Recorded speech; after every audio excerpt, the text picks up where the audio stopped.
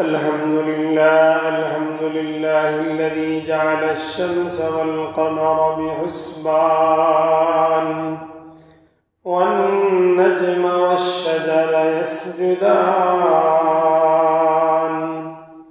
وفضل زمانا على زمان وإنسانا على إنسان ونشهد أن لا إله إلا الله وحده لا شريك له ونشهد أن سيدنا وسندنا وحبيبنا وحبيب مولانا محمدا عبده ورسوله أرسله الله بالحق بشيرا ونذيرا وداعيا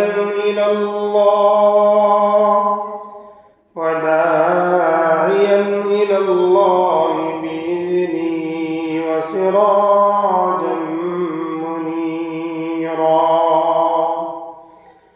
أما بعد فأعوذ بالله من الشيطان الرجيم بسم الله الرحمن الرحيم والذين آمنوا أشد حبا لله وقال النبي صلى الله عليه وسلم من أحب لله وأبغض لله وأعطى لله ومنع لله فقد استكمل الإيمان أو كما قال عليه الصلاة والسلام بارك الله لنا ولكم في القرآن العظيم ونفعنا وإياكم بالآيات والذكر الحكيم প্রত্যেকে দুরূদ ইব্রাহিম তেলাওয়াত করি আল্লাহুম্মা সাল্লি আলা মুহাম্মাদ ওয়া আলা আলি মুহাম্মাদ কামা সাল্লাইতা আলা ইব্রাহিম ওয়া আলা আলি ইব্রাহিম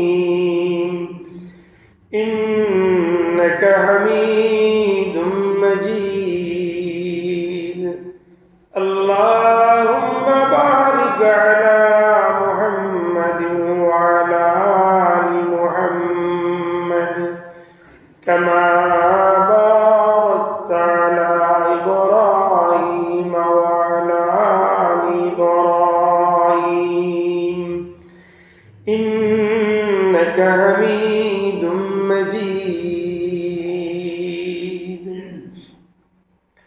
সম্মানিত মুসল্লিয়ানে কেরাম পবিত্র জুমার দিন মহান আল্লাহ তাআলার শেষ মেহেরবানিতে আল্লাহ তাআলা আমাদেরকে আপনাদেরকে এখন পর্যন্ত পবিত্র রজব মাসের শেষ দিকে আমরা চলে আসছি।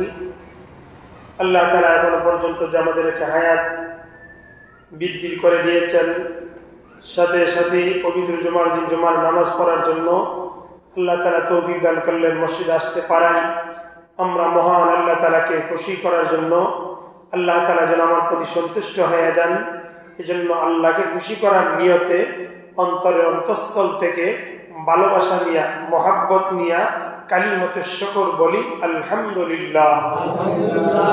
সম্মানিত মুসল্লিয়ানে কেরাম, মহান রব্বুল আলামিনের পবিত্র কোরআনের ছোট্ট একটি আয়াত আপনাদের সামনে তেলাওয়াত করেছি। বিশ্বনবীর অসংখ্য গণিত আহাদিস মুবারাকা থেকে একটি গুরুত্বপূর্ণ হাদিস আপনাদের সামনে তেলাওয়াত করেছি। মহান আল্লাহ তাআলার মেহেরবানি আর দয়া আর মায়া আর ভালোবাসা যদি বান্দার প্রতি না হয়, বান্দা কোনোদিন নেক কাজ করতে পারবে না, বান্দা কোনদিন কল্যাণমূলক কাজে অংশগ্রহণ করতে পারবে না, আল্লাহ তার দ্বারা কোনো ধরনের ভালো কাজ নিবেন না, সমাজেরও নিবেন না, আল্লাহ তাআলা আখিরাতেও কোনো ভালো কাজ নিবেন না।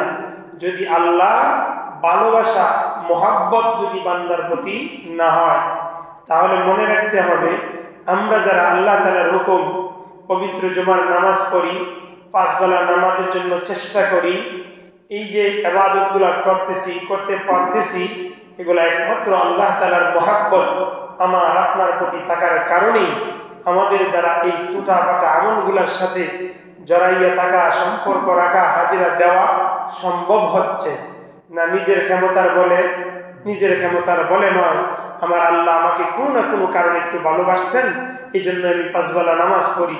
আল্লাহ আমাকে একটু মহব্বত করেন, এই জন্য জুমার নামাজে আসতে পারছি। আল্লাহ আমাকে একটু মহব্বত করছেন বিদায় আল্লাহ আমার রিজিকে বরকত দান করছে। আল্লাহ আমাকে একটু ভালোবাসেন বিদায় আল্লাহ আমার ব্যবসার মধ্যে বরকত দান করছেন।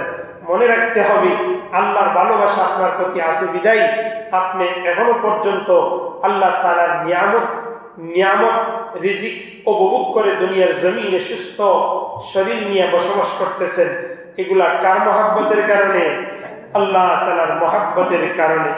এই জন্য মুসল্লিয়ানে কেরাম, আমি আপনাদের সামনে অত্যন্ত গুরুত্বপূর্ণ একটি আয়াত এবং হাদিস তেলাওয়াত করেছি। আয়াত এবং হাদিসের মূল আলোচনার বিষয় হলো মহান আল্লাহ রাব্বুল আলামিন বহু জিনিস সৃষ্টি করেছেন। এই সৃষ্টির মধ্য থেকে অন্যতম একটা সৃষ্টির নাম হলো মোহাব্বত, ভালোবাসা। এটাও আল্লাহ তাআলার কি করা? সৃষ্টি করা।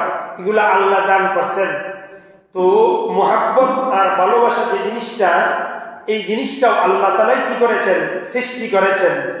ওই মোহাব্বতটা সৃষ্টি করে বিভিন্ন ভাগে ভাগ করা হয়েছে। এই ভালোবাসাটা কেমন ভালোবাসা হওয়ার দরকার, ভালোবাসাটা কত প্রকারের, ওইটাই আল্লাহ পবিত্র কোরআনে আমার তেলাওয়াতকৃত আয়াতে আল্লাহ ভালোবাসার পরিচয় দিয়েছেন। কি ভালোবাসা হতে হবে, কেমন ভালোবাসা হইতে হবে, ভালোবাসাটা কার সাথে হতে হবে। আল্লাহ রসুলের হাদিস থেকেও আল্লাহ রসুল সাল্লাল্লাহু আলাইহি ওয়াসাল্লাম হাদিস দ্বারা আমাদেরকে উম্মতদেরকে মেসেজ দিলেন, ও আমার উম্মতেরা, তোমার আমার অন্তরে আল্লাহ তাআলা মায়া, মোহাব্বত, ভালোবাসা নামে একটা জিনিস সৃষ্টি করে দিয়েছেন। ওই ভালোবাসাটা হতে হবে, কেমন হতে হবে, কার সাথে হতে হবে, কোন ভালোবাসা তোমার জন্য দুনিয়ার উপকারে আসবে, আখিরাতে তোমার উপকারে আসবে, কোন ভালোবাসা তোমার ক্ষতির কারণ হয়ে যাবে, ওই জিনিসটাই আল্লাহ রসুল তার উম্মতদেরকে হাদিসের মাধ্যমে মেসেজ দিলেন। আল্লাহ পবিত্র কোরআনের আয়াত দ্বারাও মেসেজ দিলেন, হে আমার বান্দা বান্দিরা, তোমাদের অন্তরে আমি একটা ভালোবাসা নামক নিয়ামত দান করছি। ওই নিয়ামতটাকে তোমরা বৈধ পন্থায় ব্যবহার করো, অবৈধ পন্থায় ব্যবহার করবা না। তাহলে আমার আয়াত এবং হাদিসের মূল আলোচ্য বিষয় হলো ভালোবাসা, মোহাব্বত যে জিনিসটা, এই জিনিসটা কেমন হওয়া চাই, মোহাব্বতটা জরুরি কেন, ভালোবাসা থাকাটা জরুরি কেন। আল্লাহ রাব্বুল আলামিন আসমান আর জমিন সৃষ্টির পরে তার সৃষ্টির মধ্য থেকেও ভালোবাসা নামক একটা বস্তু সৃষ্টি করলেন। ওই ভালোবাসাটাকে কোরআন হাদিসের পরিভাষায় প্রথমত 2 ভাগে বিভক্ত করা হয়েছে। খুব খেয়াল করে শুনবেন, আপনার আমার মধ্যে কি পরিমাণ ভালোবাসা আর আল্লাহ তাআলা নিজের সত্তার মধ্যে কি পরিমাণ ভালোবাসা রাখছেন। আল্লাহ রাব্বুল আলামিন বলেন, হে দুনিয়ার মানুষ, আমি মোহাব্বত সৃষ্টি করেছি, ভালোবাসা সৃষ্টি করেছি, মায়া, দয়া, এগুলা মানুষের অন্তরে যে কাজ করে, একজন আরেকজনকে দয়া করে, মোহাব্বত করে, ভালোবাসে, এই যে ভালোবাসা জিনিসটা আমি সৃষ্টি করেছি, সৃষ্টি করার পরে ওই ভালোবাসাটাকে আমি কি করলাম, প্রথমে এই ভালোবাসাটাকে আমি 100 ভাগে ভাগ করলাম। একটা ভালোবাসা মনে করেন একটা বস্তুই ধরেন, একটা বস্তু, ওইটাকে আল্লাহ তাআলা 100টা ভাগ করছেন। তো আল্লাহ বুঝাইতে চাইলেন, বান্দা, আমি ভালোবাসা সৃষ্টি করেছি, সৃষ্টি করার পরে এই ভালোবাসাটাকে আমি 100 ভাগে ভাগ করলাম। এখন দেখেন, আল্লাহ বলেন, এই ভালোবাসার 100 ভাগের 99 ভাগ ভালোবাসা আমি আল্লাহ নিজের সত্তার ভিতরে রেখে দিয়েছি। তাহলে প্রথমত ভালোবাসাটাকে আল্লাহ ভাগ করলেন কয় ভাগে? 100 ভাগে। 100 ভাগের মধ্যে আল্লাহ 99 ভাগ ভালোবাসা আল্লাহ নিজের সত্তার ভিতরে রেখে দিয়েছেন, আল্লাহর কাছে আছে। রাখলেন কয় ভাগ ভালোবাসা? 1 ভাগ। 100 ভাগ থেকে যদি 99 ভাগের মালিক আল্লাহ হয়ে যায়, আর রাখলেন কয় ভাগ? 1 ভাগ। আল্লাহ বলেন, এবার শোনো বান্দা, আমি 100 ভাগের মধ্যে 99 ভাগ ভালোবাসার মালিক হলাম আমি আল্লাহ। আমি আমার সত্তার ভিতরে রেখে দিয়েছি, যাতে এই ভালোবাসাগুলা আমার মাখলুকের প্রতি প্রয়োগ করতে পারি, কাজে লাগাইতে পারি। মাত্র 100 ভাগের 1 ভাগ ভালোবাসাটাকে আমি আবার, এই 1 ভাগ ভালোবাসাটাকে আবার 100 ভাগে টুকরা করলাম। চিন্তা করেন আপনার আমার ভিতরে আল্লাহ কি পরিমাণ ভালোবাসা দান করছেন। প্রথমত ভালোবাসাটাকে 100 ভাগে ভাগ করলেন, 99 ভাগ ভালোবাসার মালিক আল্লাহ নিজে সত্তার মধ্যে রেখে দিলেন। 1 ভাগ ভালোবাসা রাখলেন, এটাকে আল্লাহ বলেন ওই 1 ভাগ ভালোবাসাটাকে আমি আবার 100 ভাগে ভাগ করেছি। ওই 100 ভাগের ভিতরে 99 ভাগ ভালোবাসার মালিক আমি আল্লাহ আমার প্রিয় নবী মুহাম্মদুর রাসূলুল্লাহ সাল্লাল্লাহু আলাইহি ওয়াসাল্লামের অন্তরে ঢেলে দিয়েছি। চিন্তা করুন, প্রথমত ভালোবাসাকে 100 ভাগ ভাগ করলেন, 99 ভাগের ভালোবাসার মালিক আল্লাহ নিজে হয়ে গেলেন। রাখলেন 1 ভাগ, আল্লাহ বলেন ওই 1 ভাগটাকে আমি আরো 100 ভাগে ভাগ করলাম। ওই 100 ভাগ ভালোবাসার ভিতরে 99 ভাগ ভালোবাসার মালিক হলো আমি আমার রাসূলের অন্তরের ভিতরে 99 ভাগ ভালোবাসার মালিক বানিয়ে দিয়েছি, তার সত্তার ভিতরে ঢেলে দিয়েছি, তার রক্তে মাংসের মধ্যে মহাব্বত নামক বস্তুটা নিয়ামতটা দিয়ে দিয়েছি। এই 99 ভাগ দেওয়ার পরে রইল কয় ভাগ? 1 ভাগ। আল্লাহ বলেন ওই 100 ভাগের মধ্যে 99 ভাগ আমি নিলাম, 1 ভাগ রাখলাম, ওই 1 ভাগকে আবার 100 ভাগ করলাম, ওই 100 ভাগের 99 ভাগ ভালোবাসা দিলাম রাসূলের অন্তরে, রাখলাম 1 ভাগ। ওই 1 ভাগ ভালোবাসা আমার সারা দুনিয়ার মধ্যে যত মাখলুকাত সৃষ্টি করেছি সব মাখলুকাতের মধ্যে বন্টন করে দিয়েছি। চিন্তা করেন ভালোবাসা কি বেশি দিচ্ছেন না অল্প? প্রথমত 100 ভাগের মধ্যে 99 ভাগের মালিক তো আল্লাহ, 1 ভাগ রাখলেন, এটাকে আবার 100 ভাগ করলেন, 99 ভাগ দিয়ে দিলেন রাসূলের অন্তরে, রাখলেন 1 ভাগ। এখন আল্লাহ বলেন সারা দুনিয়াতে আমি যত মাখলুক সৃষ্টি করেছি, শুধু মানুষ তা নয়, মানুষ আমার মাখলুক, গরু ছাগল সেটাও মাখলুক, সাপ বিচ্ছু সেটাও মাখলুক, অর্থাৎ আল্লাহ যত সৃষ্টিজীব আছে সমস্ত সৃষ্টিজীবের ভিতরে 1 ভাগ ভালোবাসা ভাগ করে দিয়ে দিলেন। ওই 1 ভাগের ভিতর থেকে একটু ভালোবাসা মানুষের অন্তরে দিলেন। এখন চিন্তা করেন আপনার আমার অন্তরের ভিতরে যে ভালোবাসাটা আছে বিশাল কিছু ভালোবাসা না অল্প? যারা খেয়াল করে শুনছেন আমার কথা বুঝতেই পারবেন ভালোবাসাকে কত ভাগে ভাগ করার পরে মানুষকে 1 ভাগ, 100 ভাগের 1 ভাগ ভালোবাসা, 99 ভাগ ভালোবাসা মহাব্বত কার অন্তরে? আমার আপনার কলিজার টুকরা নবী বিশ্ব নবী মুহাম্মদুর রাসূলুল্লাহ সাল্লাল্লাহু আলাইহি ওয়াসাল্লামের অন্তরে এত মহাব্বত। এজন্যই তো সমস্ত নবীদেরকে নবী দেওয়ার পরে সব নবীর উম্মতরা যখন দিনের মেহনত করলেন, দাওয়াত দিলেন, উম্মত কলিমা আনে না, এক পর্যায়ে উম্মতরা কলিমা না আনার কারণে নিরাশ হইয়া আল্লাহর রাসূল আল্লাহর কাছে আল্লাহর নবীরা বদদুয়া দিত, ও আল্লাহ নবী পাঠাইলা, কলিমার দাওয়াত দিলাম, তারা ঈমান আনে না, এমন উম্মতের প্রয়োজন নাই। এই জন্য দেখা গেছে আমাদের নবী ছাড়া, শুধুমাত্র কেবলমাত্র আমাদের নবী বিশ্ব নবী ছাড়া পৃথিবীতে যত নবী আসছেন ওনারা তাদের উম্মতদেরকে দাওয়াত দেওয়ার এক পর্যায়ে ধৈর্য হারা হইয়া আল্লাহর কাছে বদদুয়া দিয়েছেন, আল্লাহ এমন উম্মতের দরকার নাই, ধ্বংস করে দাও।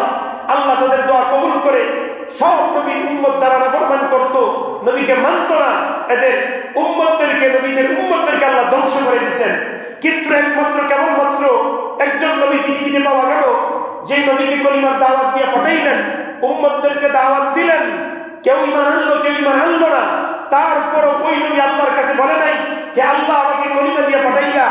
বহু মানুষের মধ্যে থেকে কিছু মানুষ ঈমান আনলো, আরো অধিকাংশ মানুষ ঈমান আনলো না, তুমি তাদেরকে ধ্বংস করে দাও। এমন বদদুয়া একমাত্র কেবলমাত্র তিনি নবী হলেন বিশ্ব নবী মুহাম্মদুর রাসূলুল্লাহ। তিনি এই কথা আল্লাহকে বলেন নাই যে আল্লাহ অন্যান্য নবীরা তার উম্মতের জন্য, নাফরমান উম্মতের জন্য যেভাবে বদদুয়া দিছে আমি আমার উম্মতের জন্য বদদুয়া দেই না, আমি আমার সমস্ত উম্মতের জন্য আল্লাহ তুমি আমাকে রাহমাতাল লিল আলামিন করে দুনিয়াতে পাঠাইছো। এর মানে হলো আমি দুনিয়ার উম্মতের জন্য রহমত, যেটা কাফির তার জন্য আমি রহমত, যে মুমিন তার জন্য আমি রহমত হয়ে আসছি। সুতরাং আমি এমন দোয়া করতে পারি না যে আমার কাফির উম্মতদেরকে তুমি ধ্বংস করে দাও, মুসলমানদেরকে দুনিয়াতে রাখো, এমন কথা আমি বলতে পারি না। কেন? আমার আগে যারা নবী আসছে দুনিয়াতে তাদেরকে তো তুমি রাহমাতাল লিল আলামিন করে পাঠাও নাই, সমস্ত মানুষের জন্য তুমি, সারা জাহানের মানুষের জন্য, মাখলুকাতের জন্য রহমত হিসেবে পাঠাও নাই। আমি নবীকে তুমি রহমত হিসেবে পাঠাইছো। এজন্য একমাত্র নবী পাওয়া যায় বিশ্ব নবী, যিনি কোন উম্মতের জন্য কি করেন নাই, বদদুয়া দেন নাই। এখন চিন্তা করেন তো দেখি, আমাদের নবীর অন্তরের ভিতরে উম্মতের মহাব্বতটা বেশি ছিল না অন্যান্য নবীর অন্তরের ভিতরে তাদের মহাব্বত বেশি ছিল? আমাদের নবীর অন্তরে তার উম্মতের মহাব্বত বেশি ছিল। আর অন্যান্য নবীর উম্মতরা যখন নাফরমানি করছে, নবীরা বদদুয়া দিছে, আল্লাহ ধ্বংস করে দিয়েছেন। এমন ইতিহাস কোনদিন শুনছেন যে বিশ্ব নবী অমুক কাফিরের বিরুদ্ধে বদদুয়া দেওয়ার কারণে আল্লাহ ধ্বংস করে দিয়েছে? আল্লাহর রাসূল কারো বিরুদ্ধে কোনদিন কি করেন নাই, বদদুয়া দেন নাই, দুশমনের বিরুদ্ধে বদদুয়া দেন নাই। আল্লাহর রাসূল আল্লাহকে বলছিলেন, আল্লাহ আমার ওই উম্মত বুঝতেছে না, তুমি তাকে হেদায়েত দান করো, তুমি তাকে হেদায়েত দান করো, তাকে কালিমা নসিবের তৌফিক দান করো, এমন দোয়াই করেছেন।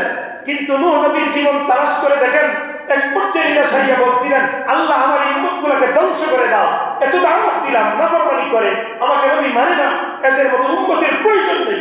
আল্লাহ দোয়া কবুল করলেন, ধ্বংস করে দিলেন নবীদের উম্মতদেরকে, নাফরমান উম্মতদেরকে। সুতরাং আমাদের নবীর ভিতরে যে পরিমাণ মহব্বত ছিল, আর কোন নবীর অন্তরে কি পরিমাণ মহব্বত ছিল? এই জিনিসটাই বুঝাইতে চাইতেছি। আল্লাহ রাব্বুল আলামিন পবিত্র কোরআনে যে জিনিসটা বুঝাইলেন, হে দুনিয়ার মানুষ, তোমাদের অন্তরে মহব্বত ভালোবাসা জিনিসটা আমি সৃষ্টি করে দিয়েছি, কিন্তু তোমাদের মধ্যে থেকে সবচেয়ে বেশি ভালোবাসা মহব্বতটা তো তোমার নবীর অন্তরে তোমাদের জন্য দান করছি। এই মহব্বত যদি না থাকতো, অন্যান্য নবীর মতো তোমরা কি নাফরমান উম্মতরাও ধ্বংস হয়ে যাইতা। এজন্য আল্লাহ রাসূল সাল্লাল্লাহু আলাইহি ওয়াসাল্লামের অন্তরে 100 ভাগ মহব্বতের মধ্যে 99 ভাগ মহব্বতের মালিক আল্লাহ তার রাসূলের অন্তরে ঢেলে দিলেন। 1 ভাগ মহব্বত সারা দুনিয়ার মানুষ এবং মাখলুকাত, জিন্নাত, এমনকি গাছপালা, তরুলতা সবার মধ্যে বিলীন করে দিলেন, ভাগ করে দিলেন। তাহলে সামান্য পরিমাণ মহব্বত নিয়ে আমরা মানুষ চলতেছি। এই জন্য আল্লাহ রাব্বুল আলামিন বলেন, ওই মহব্বতটাই দুনিয়ার মানুষের মধ্যে দেখা যায়, ওই মহব্বতটা তরুলতা গাছপালার মধ্যেও দেখা যায়, পশু পাখির মধ্যে মহব্বত আছে। দেখবেন এক গরু আরেক গরুকে আদর করে, গরু তার বাচ্চাটাকে আদর করে। যখন ছোট ছোট বাচ্চা কি হয়, ভূমিষ্ঠ হয়, পৃথিবীতে আসে, মা তার জিহ্বা দিয়ে আদর করে, লালা মুছে দেয়, বিভিন্ন ভাবে তাকে সোহাগ দেয়। যারা কৃষক, যারা পশু লালন করেন, আপনারা পশুর ভালোবাসা বুঝতে পারেন। একটা গাভী তার সন্তানটাকে কিভাবে মহব্বত করে, বিড়াল জন্ম নিলে বিড়ালের ছানাকে বিড়ালের মা জিহ্বা দিয়ে কিভাবে আদর করে, কামড় দিয়া বিড়াল তার সন্তানটাকে ঘাড়ের মধ্যে কামড় দিয়া ধরে। এর মানে তাকে শাস্তি দিচ্ছে না, ভালোবাসা দিচ্ছে, মহব্বত দিচ্ছে। আল্লাহ বলেন, আমার 1 ভাগ মহব্বতকে আমি সারা মাখলুকাতের মধ্যে বন্টন করে দিয়েছি।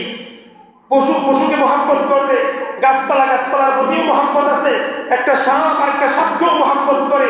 এই ভালোবাসাটা আমি সমস্ত মাখলুকাতের মধ্যে বন্টন করে দিয়েছি। এই এর মধ্য থেকে কিছু মহব্বত আমি মানুষের অন্তরে দান করছি। ওই মানুষের অন্তরের মধ্যে থেকেও কিছু ভেদাভেদ আছে। কেউ কাউকে বেশি মহব্বত করে, মা তার সন্তানকে সবচেয়ে বেশি মহব্বত করে, সন্তান তার মাকে মহব্বত করে। এই মহব্বতের অল্প একটু অংশ আমি দুনিয়ার মানুষের অন্তরে দান করছি। আল্লাহ বুঝাইতে চাইলেন, যেহেতু অল্প কিছু মহব্বত তোমাদের কলিজায় ঢেলে দিয়েছি, ওই মহব্বতের মধ্য থেকেই তুমি সবচেয়ে বেশি যাকে বেশি মহব্বত করবা, যার প্রতি তুমি প্রেম দেখাইবা, সেই মহব্বতটা কার প্রতি হতে হবে? কার প্রতি তোমার প্রেমটা বেশি দেখাইলে দুনিয়াও তোমার সুন্দর হবে, আখিরাতেও তোমার সুন্দর হবে। ওই জিনিসটা বোঝানোর জন্য আমি কোরআনে তোমাদেরকে একটা মেসেজ দিয়েছি, আমার রাসূলের দ্বারাও তোমাদেরকে একটা মেসেজ দিয়েছি।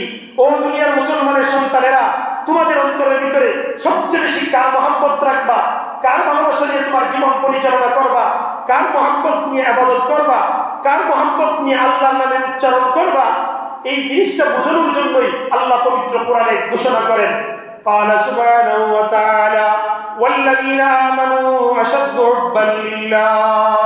আল্লাহ এই আয়াতে বলেন, والذين آمنوا أشد حبا لله।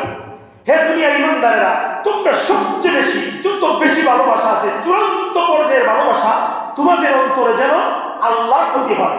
কার প্রতি হয় ভাই? মোহাব্বত।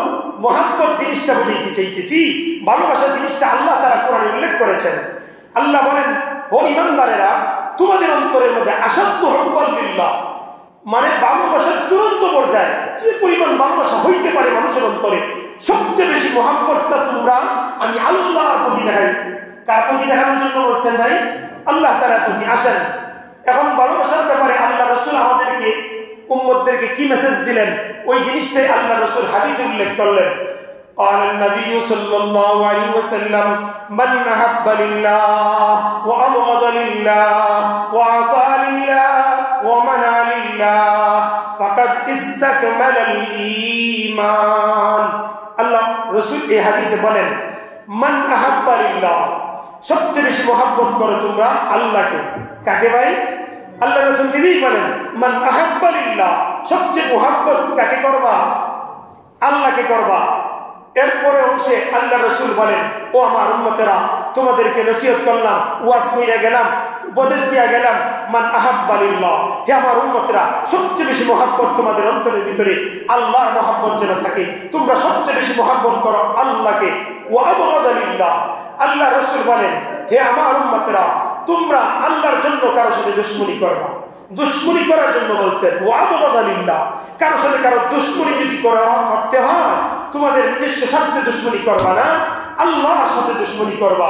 অর্থাৎ এর ব্যাখ্যা হলো, আমি একটা মানুষকে সবসময় নাফরমানি থেকে বাঁচার কথা বলি, ভাই আমার সমাজে গান বাজনা করবে না, অনুরোধ করি, হাতে পায়ে ধরি, বিবাহ অনুষ্ঠানে মিউজিক তবলা এগুলো দিয়া তোমার মেয়ের কন্যার জীবনটা ধ্বংস করে দিও না, সুখের সংসারটাকে অশান্তির বেড়াতে আবদ্ধ করো না।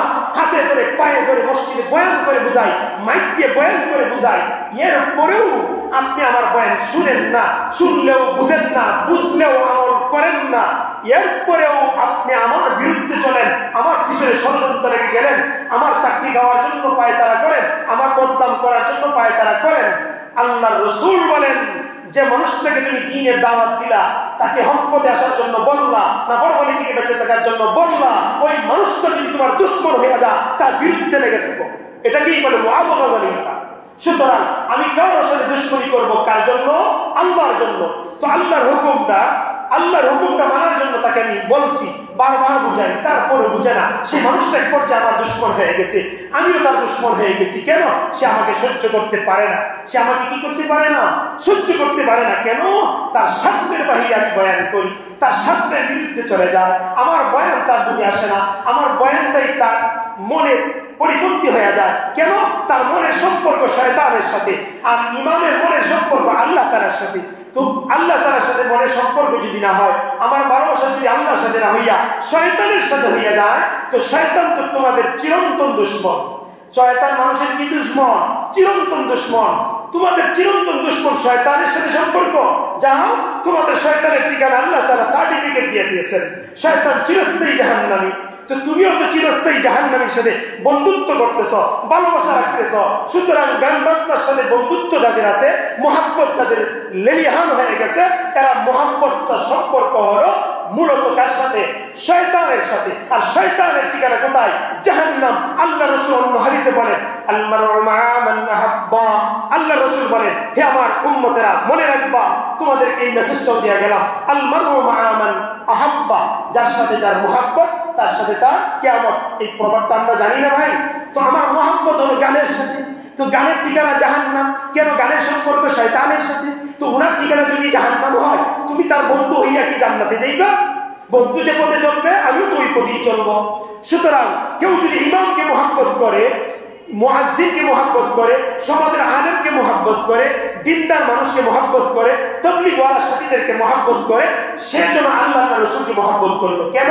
এই মানুষগুলোই তো আল্লাহ রাসূলের গান গায়, এই মানুষগুলোই তো দ্বীনের দাওয়াত দেয়, এই মানুষগুলো তো আমাদের পাপ কাজ থেকে বেঁচে থাকার কথা বলে। সুতরাং এদেরকে যারা দেখতে পারে না, আসলে তাদের প্রতি না, যারা দেখতে পারে না তাদের প্রতি, যারা দেখতে পারে না তাদের প্রতি। এই জন্য আল্লাহ রাসূল বলেন, হে আমার উম্মতেরা, মান আহাব্বা লিল্লাহ, তোমরা সবচেয়ে বেশি মোহাব্বত তোমাদের অন্তরে আল্লাহর আল্লাহ রসুলের থাকতে হবে। ওয়াবগাযালিল্লাহ, কারোর সাথে দুশমনি করতে চাও আল্লাহর জন্য করো। ওয়াতাআলিল্লাহ, আল্লাহ রসুল বলেন তুমি যদি কোনো কিছু দান করো আল্লাহর জন্য দান করো, মানুষের জন্য না, বাবার জন্য না, অমুক জন্য না, বরং আমি দান করতেছি আমার আল্লাহ যেন আমার প্রতি সন্তুষ্ট হয়ে যায়। ওয়াতাআলিল্লাহ, আল্লাহ রসুল বলেন আল্লাহকে খুশি করার জন্য দান করো না ভাই মানুষকে খুশি করার জন্য দান করব। সমাজের মানুষ আমাকে বাহবা বলুন, হুজুর আমার নামটা নেন, আমার নামটা নিলেন না, আমি তো 20,000 টাকা দিলাম, 10,000 টাকা দিলাম। অনেক সময় মিস্টেক হয়ে যায়, যিনি কি করেন কালেকশন করেন, করতে গিয়ে অনেক সময় অনেকে দান করতেছে বলা হয় না, ছুটে যায়। একটা মানুষ মনে করি এই লোকে 20,000 দিল, আমিও দিলাম 10,000, আমার টাকাটা কি করলো না, উনি মাইকটা বললো না, উনি গিয়া বলে হ্যাঁ হুজুর আমার নামটা নিলেন না। কিছুদিন আগে খানসা হুজুর এক জায়গায় বয়ান করতেছে, তো এক লোকের টাকা দিছে, মূর্খ সরল মনা মানুষ, কে হুজুর আমার নামটা বললেন না, আমিও তো দিছি। তো হুজুর কি করছেন, হাস্যোজ্জ্বল চেহারা নিয়ে হুজুর তার নামটাও বলছেন। অনেক জায়গায় এমন হয় সে নামটা শোনার জন্য টাকা দেয়। আমরা এটা কিন্তু মানুষ বুঝি, আমরা এই মানুষগুলো চিনি কেন, অনেক চিনি চেহারায় বোঝা যায়, অনেক চিনি তার চেহারা চারিত্রিক দ্বারা বুঝে কে মাইকে শোনার জন্য টাকা দান করে। এই জন্য ভাই আমার দান হবে ওয়াতাআলিল্লাহ, কাকে খুশি করার জন্য ভাই, আল্লাহ তাআলাকে খুশি করার জন্য আমি দান করতেছি, আমার আল্লাহ যেন আমার প্রতি সন্তুষ্ট হয়ে যায়, আমার মহব্বত অন্তরে থাকবে আল্লাহ তাআলার জন্য। তো ও মানালিল্লাহ, আমি কোন কাজে কাউকে বাধা দেব, প্রদান করব আল্লাহর জন্য। একজন মানুষকে বলতেছি ভাই এই গান বাজনা করবেন না, অনুরোধ আপনার জন্য, এটা কার জন্য করতেছি, আল্লাহ তাআলার জন্য।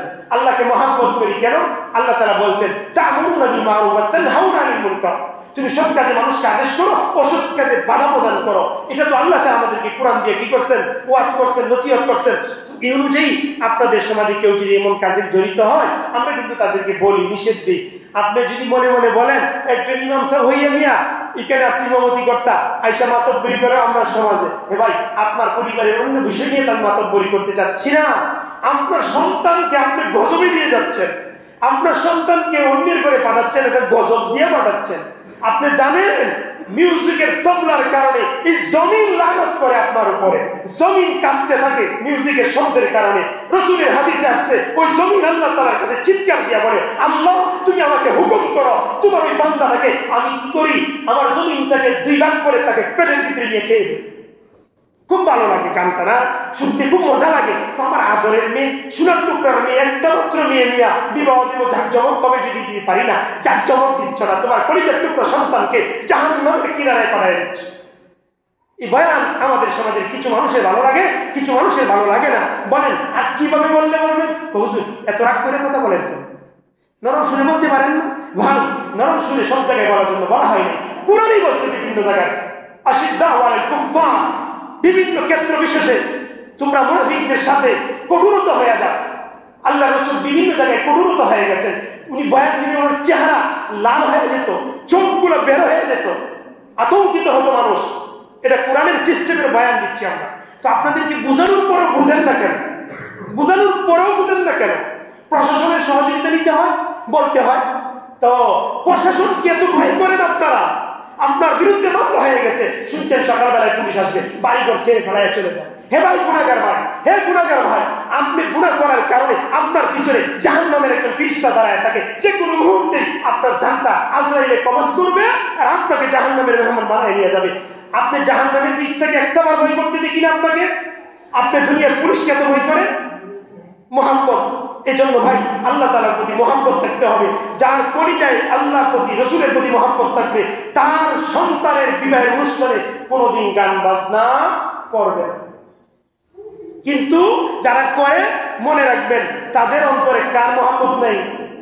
আল্লাহর মহব্বত নেই। এই জন্যই আল্লাহ তাআলা বলেন ওয়াল্লাযীনা আমানু আশাদ্দু হুব্বান লিল্লাহ। আল্লাহ রাব্বুল আলামিন বলেন বান্দা তোমার অন্তরের ভিতরে সবচেয়ে বেশি মহব্বত, বেশি মহব্বতটা আমি আল্লাহ তাআলার প্রতি রাখবা। সবচেয়ে বেশি মহব্বত কার প্রতি ভাই? আল্লাহ তাআলার প্রতি। আমার সন্তানের প্রতি না, সবচেয়ে বেশি আমার রবের মহব্বত আমার অন্তরে থাকতে হবে। ছোট্ট একটা হাদিসের ঘটনা শোনাইতেছি। সবচেয়ে বেশি মহব্বত কার প্রতি হতে হবে? আল্লাহ তাআলার প্রতি হতে। ওয়াল্লাযীনা আমানু আশাদ্দু হুব্বান লিল্লাহ। এই আয়াতের ব্যাখ্যায় এই আয়াতটা বোঝানোর জন্য ছোট্ট একটা হাদিস গল্প বলি। আল্লাহ রাসূল সাল্লাল্লাহু আলাইহি ওয়াসাল্লাম কোন এক যুদ্ধে গেলেন, সাহাবায়ে কেরামদেরকে নিয়ে গেলেন, যুদ্ধ থেকে ফিরে আসতেছেন, মদিনার মানুষগুলো জানতে পারছে তখন আল্লাহ রাসূল মদিনাতে ছিলেন, মক্কার মানুষ নির্যাতন নিপীড়ন করে তাড়ায় দিছিল। যাই হোক, উনি গেলেন যুদ্ধের ময়দানে, যুদ্ধ করে বাড়িতে ফিরে আসবেন। এই মুহূর্তে মদিনার মানুষ জানতে পারছে আমাদের আপনজনরা যুদ্ধের ময়দান থেকে ফিরে আসতেছে। তো প্রত্যেকের আপনজনরা মনে মনে নিয়ত করলো, মদিনা থেকে বের হইয়া রাস্তা থেকে আমাদের আত্মীয় স্বজনকে আমরা স্বাগত আহলান সাহলান দিয়া, অভ্যর্থনা দিয়া আমরা নিয়ে আসবো। এই উদ্দেশ্য নিয়ে মদিনার মানুষের ঘরে ঘরে আওয়াজ পৌঁছে গেছে, আমাদের আপনজনরা যুদ্ধের ময়দান থেকে রাসূলের সাথে ফিরে আসতেছে, আসো আমরা আমাদের আপনজনকে স্বাগত জানাই। কোন সন্তান তার বাবাকে স্বাগত জানানোর জন্য গেল, কোন মা তার সন্তানকে স্বাগত জানানোর জন্য গেল, কোন বৃদ্ধ বাবা তার সন্তান যুদ্ধের ময়দানে গেছিল, সেও আসতেছে তাকে আহ্বান জানাবে। এই মুহূর্তে খুব কাছাকাছি দিকে চলে আসছেন মদিনার। ওই অনেকগুলো মানুষ আত্মীয় স্বজন গেছে, প্রত্যেকের আপনজনকে নিয়ে আসবে অভ্যর্থনা দিয়া। ওই মুহূর্তে ওই মানুষগুলোর ভিতরে একজন বৃদ্ধ মহিলা ছিল, যিনি কি করতে হয়, অন্য একটা লাঠি দিয়া বর দিয়া হামাগুড়ি দিয়ে উনি আস্তে আস্তে বয়স হয়ে যাওয়ার কারণে উনিও যাচ্ছেন, উনার আপন একজন কলিজার টুকরা সন্তান, একটাই মাত্র সন্তান, উনার স্বামী মারা গেছে, উনার আপনজনের পৃথিবীতে কেউ নেই, উনার সন্তান কলিজার টুকরা একটা মাত্র সন্তান ছিল, তাকেও জিহাদের মাঠে পাঠাই দিছে আল্লাহ রাসূলের সাথে যুদ্ধ করার জন্য। চিন্তা করুন কি মহব্বত ছিল। আর আমার কলিজার টুকরা সন্তান, একটা সন্তানের মালিক যদি কেউ হয়, তাকে আদর দিতে ভালোবাসা দিতে নামাজের খবর নাই, রোজার খবর নাই, কোরআন তেলাওয়াত কি রাখে না, খবর রাখে না। আমার আদরের সন্তান পড়তে চাই না, তো কি করা যাবে হুজুর? হুজুর করে কি পড়ানো যাবে? আমার খুব মহব্বতের সন্তান, ও মুসলমানের সন্তান, তোমার কলিজার টুকরা সন্তান কলিমা পড়তে পারে না, কোরআন তেলাওয়াত করতে পারে না, মরার পরে তোমার কোন বাবার সন্তান কবরের পাশে কোরআন তেলাওয়াত করবে? একমাত্র বাবা এই সন্তানটাকে সন্তানটাকে যাওয়ার পরে, মরণের পরেও বাবা ধন্য। কেন? আমি যদি আমার বাবার কবরের পাশে দাঁড়ায় গিয়া সূরা মারিয়াম তেলাওয়াত করি অথবা সূরা কাহফ তেলাওয়াত করি, আমার বাবার কবরে আযাব মাফ হয়ে যাবে, হাদিসের ঘোষণা। এখন আপনার সন্তান কোরআন তেলাওয়াত করতে পারে না, পারবে? আপনার বাবার কবরের পাশে আপনার পাশে গিয়ে দাঁড়ায় কোরআন তেলাওয়াত করবে? কেমন সন্তান রেখে দিতেছেন? আমি মনে করেন আপনার মহল্লা দিয়া দাওয়াত খাইতে যাই, কোনো কারণে কি হয়, কবরস্থান পাশে পাওয়া যায়, আমি কিন্তু ইচ্ছা করে হলেও সূরা ইখলাস 3 বার হইলেও আমি পড়ি। কেন? আমি কোরআন পড়নেওয়ালা, আমার কোরআনের সব যদি মুর্দারা না পায়, কেন আমি কোরআন শিখলাম? আপনার এখানে অনেক কবর আছে, ঈদের মৌসুমে আমি পড়ি, এমনি হাঁটলেও আমি 3 বার সূরা ইখলাস পড়ে ইসলামের সব হিসেবে দিই। কেন জানেন? আল্লাহ রাসূলের হাদিসে আসছে, এমনকি বুজুর্গ আহলে দ্বীনের হাদিসে আসছে, কোন মানুষ যদি কোন একটা কবরস্থানের পাশে গিয়া কোরআন তেলাওয়াত কইয়া ইসলামের সব হিসেবে তাকে পৌঁছাইবার জন্য সে দাঁড়ায় থাকে, মনে করে একটা বিশাল কবরস্থান, আমি দাঁড়ায় সূরা ইখলাস পড়তেছি, ওই মুহূর্তে আল্লাহ রাসূলের হাদিস অনুযায়ী সমস্ত মুর্দেগান কবর থেকে ঘুমন্ত অবস্থা থেকে জাগ্রত হইয়া সকলে একত্রিত হয়ে যায়, সারিবদ্ধ হয়ে দাঁড়ায় যায়। ওই লোকটা যে আনন্দে যে কোরআন তেলাওয়াত করতেছে, তার সবের একটা অংশ নেওয়ার জন্য। বিষয়টা বুঝছেন? তাহলে আলেমরা কবরের পাশে দাঁড়াইয়া মুনাজাত করে, কবর জিয়ারত করে, কোরআন তেলাওয়াত করে, এই সব নেওয়ার জন্য আশপাশের মুর্দারাও দৌড়ে দৌড়ে আসে যে আমার একটু সবের দরকার, কারণ এই কোরআন তেলাওয়াতের কারণে আমার কবরে আযাব মাফ হয়ে যাবে। এই জন্য মুসলমানের সন্তান ওয়ালাদুস সালিহ, নেক সন্তান জন্ম দিয়া যাও, কোরআন তেলাওয়াত করে ওয়ালা সন্তান জন্ম দিয়া যাও, মরণের পরে তুমি সুখে থাকবা। এই জন্য আল্লাহ রাব্বুল আলামিনের মহব্বত আমার কাছে বেশি থাকতে হবে। বৃদ্ধ মহিলাটা তাকায় দেখলো সবাই সবার আপন জনকে পাচ্ছে, উনি ওনার সন্তানকে দেখতে পায় না, ওনার ওই ধরনের দুর্বল চোখ দিয়ে তাকায় রয়েছে বহু দূরে, দেখা যায় তারপর ওনার সন্তানকে দেখা যায় না। এক পর্যায়ে মহিলাটা সাহাবায়ে কেরামদেরকে জিজ্ঞাসা করলো, হে ভাই, এ আমার সাহাবারা, আল্লাহ রাসূলের বন্ধুরা, তোমরা আমার সন্তানের নাম হলো অমুক, তোমরা কি আমার অমুককে দেখছো? তাকেও তো আমি তোমাদের সাথে যুদ্ধের জন্য পাঠাইছিলাম, তোমরা কি আমার সন্তানের কোনো সংবাদ দিবা? তখন ওই মহিলাটার উত্তরে পাশের যত সাহাবী ছিল তারা শুনতে পারছে, নামটা শুনেই বুঝতে পারছে ওই লোকটা তো আমার বন্ধু, আমার সাথে যুদ্ধ করছে। তখন কি আর করবে? সাহাবায়ে কেরাম বারাকাত হৃদয় নিয়া জর্জরের চোখ দিয়ে কান্না জড়িত অবস্থায় চোখ দিয়ে পানি পড়তেছে আর বলতেছে, ও মা, তোমার সন্তান তো শাহাদাত বরণ করেছে, আল্লাহ রাসূল নিজের হাত দিয়া তোমার সন্তানকে দাফন করে আসছেন, শহীদের মর্যাদা পেয়েছে। তোমার সন্তান তোমার জন্য জান্নাতে যাওয়ার পরে তোমাকে জান্নাতে প্রবেশ করানোর জন্য তোমার সন্তান জান্নাতে অপেক্ষা করছে। এই সংবাদ মাকে যাওয়ার পরে, সন্তানের সংবাদ শোনার পরে মা তো আনন্দিত হওয়ার কথাই, কিন্তু মা তো মার কলিজার ভিতরে সন্তানের প্রতি এত মহব্বত আর সন্তান হারার ব্যথার ব্যাপারে রাসূল বলেন, কোন মা তার সন্তানকে হারাইয়া যাওয়ার যে কষ্ট, ওই কষ্টটাকে যদি এক পাল্লায় রাখা হয় আর সারা দুনিয়ার মানুষের কষ্টটাকে যদি অন্য পাল্লায় রাখা হয়, তারপর মা তার সন্তান হারানোর কষ্টটা বেশি হবে। যাই হোক, এক পর্যায়ে সন্তানের ব্যথায় ব্যথিত হয়ে কেউ কান্না করতেছে, চোখ দিয়ে পানি পড়তেছে।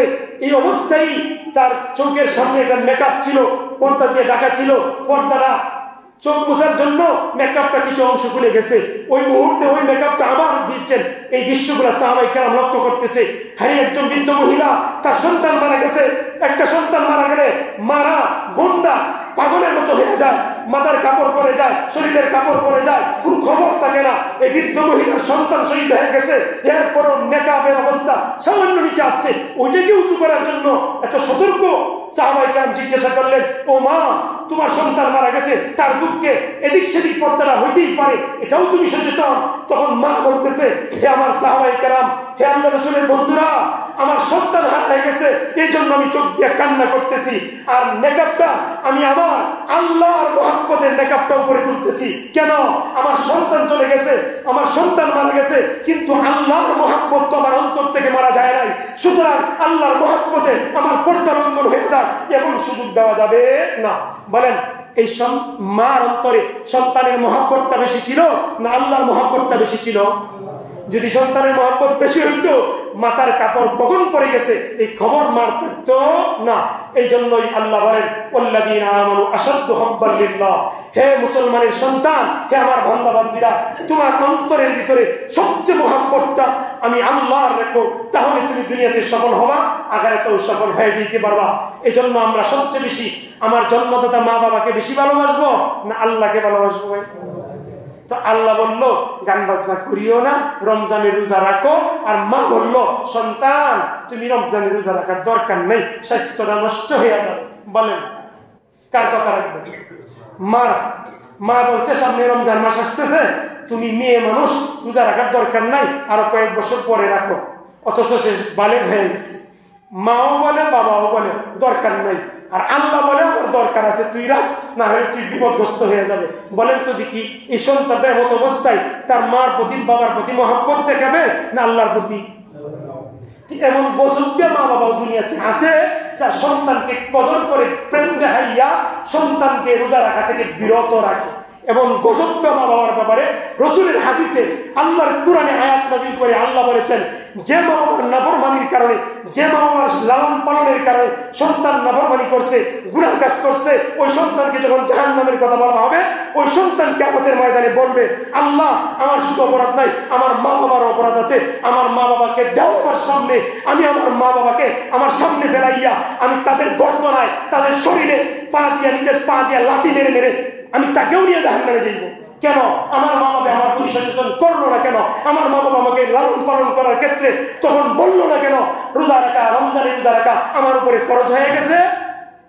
তখন সন্তান আপনাকে লাথি মেরে মেরে সন্তানও যাবে জাহান্নামে, আপনাকে নিয়ে যাবে জাহান্নামে।